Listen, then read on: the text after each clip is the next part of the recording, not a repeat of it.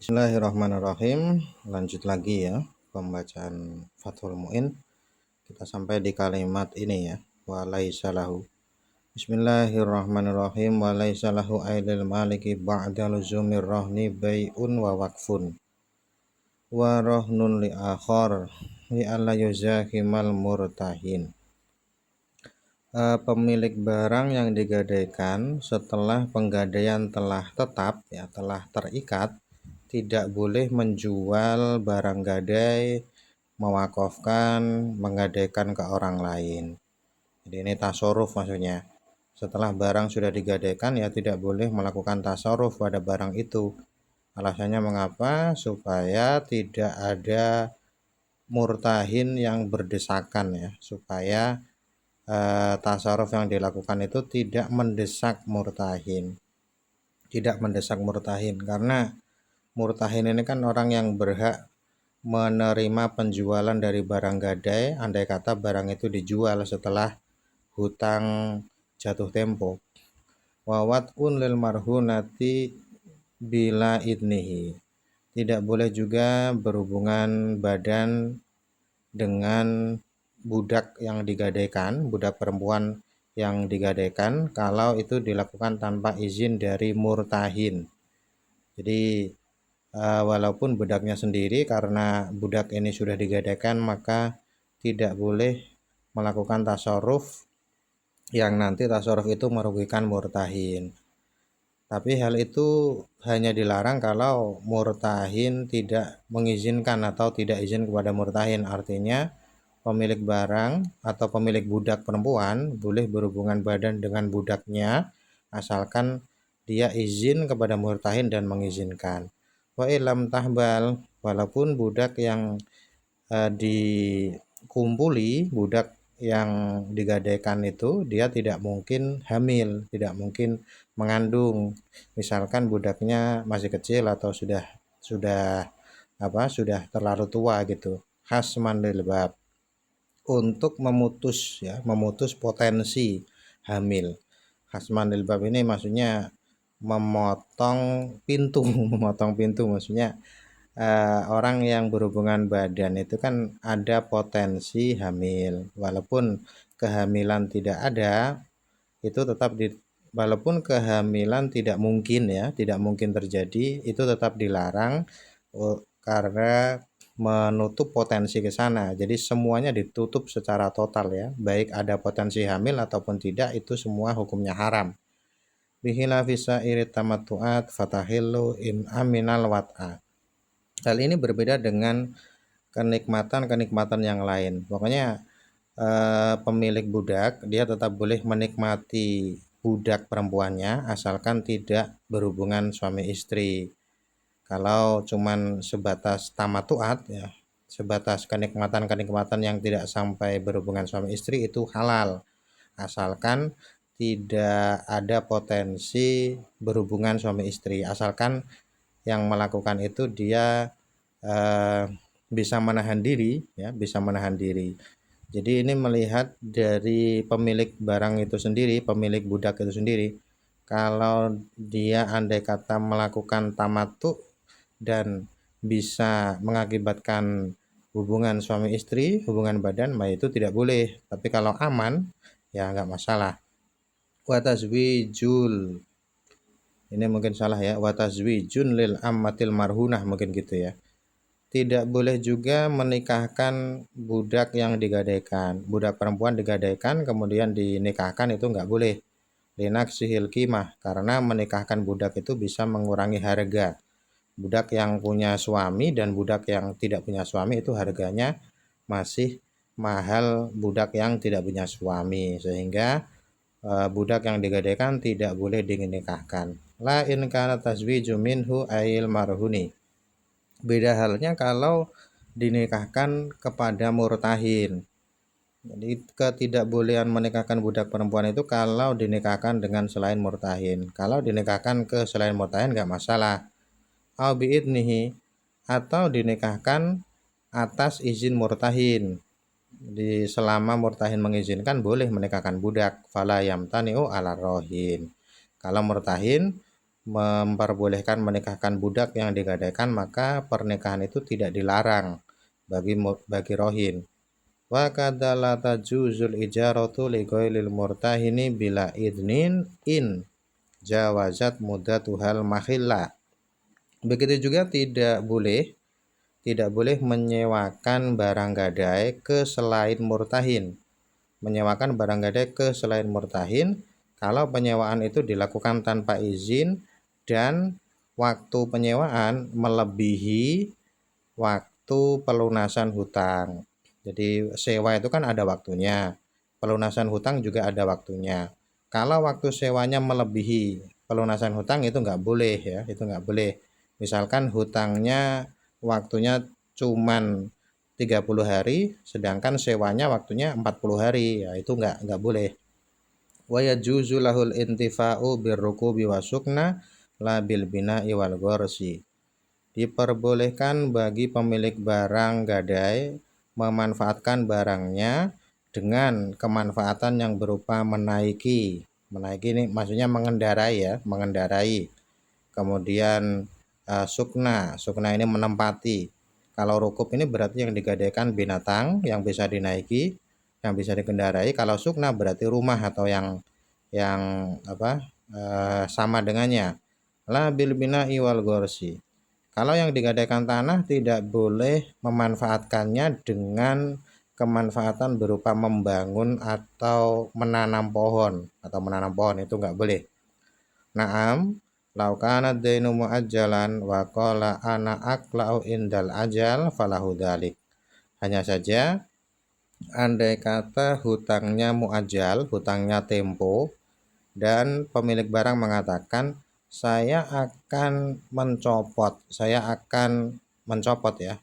pohon-pohon ini saat hutang saya sudah jatuh tempo. Jadi yang digadaikan berupa tanah, kemudian pemilik tanah itu menanami pohon. Lalu dia berkata, sebelum jatuh tempo hutang saya, pohon ini akan saya lepas, akan saya hilangkan. Nah itu nggak apa-apa. Wa amma watul murtahini al jariyatal marhunah walau biidnil maliki fazinan. Jadi tadi yang dibahas seputar hubungan badan kepada budak perempuan yang digadaikan itu adalah hubungan badan yang dilakukan oleh pemilik barang. Nah sekarang kalau yang melakukan hubungan badan adalah murtahin, maka hal itu tidak diperbolehkan tanpa izin dari pemilik barang dan hukumnya adalah zina. Jadi murtahin yang berhubungan badan dengan budak perempuan yang digadaikan walaupun pemilik budak mengizini, itu hubungan itu adalah hubungan zina. Haitsu alimat tahrim, selama ia mengetahui keharaman itu.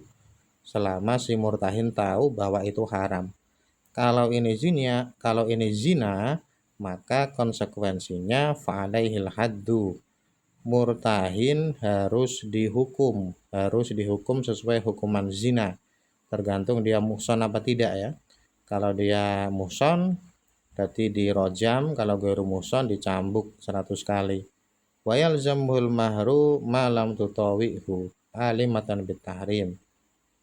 Selain murtahin harus dihukum, murtahin juga harus membayar mahar kepada budak perempuan selama budak perempuannya budak perempuannya tidak ada kemauan dalam arti ini bisa dipaksa gitu. Tapi kalau budak perempuannya mau, dia tidak berhak mendapatkan mahar ya. Dia tidak berhak mendapatkan mahar dan selama budak perempuannya mengetahui keharaman. Jadi konsekuensi dari zina ada dua, yaitu yang pertama murtahin harus dihukum, yang kedua murtahin harus membayar mahar.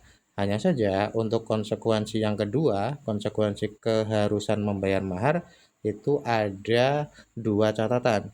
Catatan yang pertama adalah selama budak perempuannya tidak mau, dan yang kedua budak perempuannya mengetahui keharaman. Wa manusiba ila ata'in min tazwijihil wat'a bi'idnil malik dhaifun jiddan. bal qila innahu maghdubun alaih.